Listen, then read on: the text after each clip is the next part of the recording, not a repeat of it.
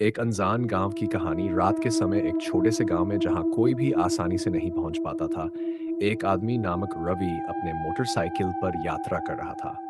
उसका रास्ता काफी लंबा था और उसे जल्दी ही महसूस हुआ कि वह रास्ता भटक गया है। चारों ओर घना अंधेरा था और आसमान में एक भी तारा नहीं दिखाई दे रहा था। रवि ने सोचा कि थोड़ी देर रुककर आसपास की जगह देख लेनी चाहिए। कुछ कदम चलने के बाद उसे एक पुराना और बर्बाद हुआ घर दिखाई दिया।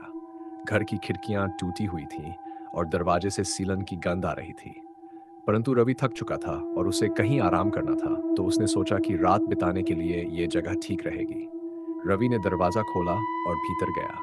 जैसे ही वह अंदर पहुंचा, उसे एक अजीब सा एहसास हुआ, जैसे कोई उसे देख रहा हो। उसने ध्यान नहीं दिया और एक पुराने सोफे पर बैठ गया। कुछ समय बाद उसे घर के भीतर से हल्की हल्की फुसफुसाहट सुनाई देने लगी। उसे लगा कि यह उसका वहम है, परंतु फुसफुसाहट बढ़ती ही जा रही थी। रवि उठकर आवाज के स्रोत का पता लगाने चला। जैसे ही वह घर के पीछे के कमरे में गया, उसने देखा कि एक पुराना आईना दीवार पर टंगा हुआ था। आईने में कुछ अजीब दिख रहा था। उसमें उसकी परछाई साफ नजर नहीं आ रही थी। उसने ध्यान से देखा तो उसे आईने में एक छाया दिखाई दी, जो उसकी नहीं थी। वह छाया हिल रही थी और धीरे धीरे आईने के बाहर आने लगी। रवि का दिल तेजी से धड़कने लगा। वह तुरंत पीछे हट गया, लेकिन तभी आईने से एक महिला की आवाज आई। तुम यहाँ क्यों आए हो? ये घर मेरा है। आवाज में इतनी भयावहता थी कि रवि के पसीने छूट गए। वह महिला पूरी तरह से आईने से बाहर आ चुकी थी और उसकी आंखें लाल हो रही थीं।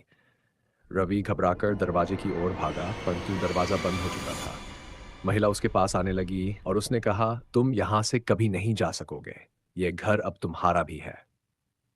रवि चिल्लाता रहा, दरवाजा तोड़ने की कोशिश करता रहा, लेकिन दरवाजा जैसे किसी ने अंदर से बंद कर दिया हो। वह महिला अब उसके एकदम पास थी और उसने रवि के कंधे पर हाथ रखा।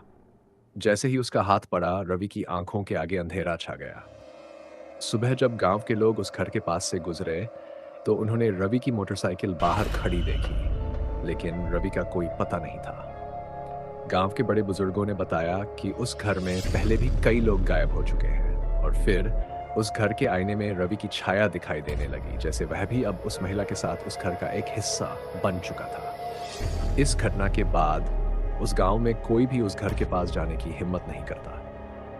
रवि की कहानी गांव के लोगों के लिए एक डरावना सबक बन गई। इस कहानी का अंत यहीं होता है, लेकिन रवि की परछाई अभी भी उस आईने में कैद है।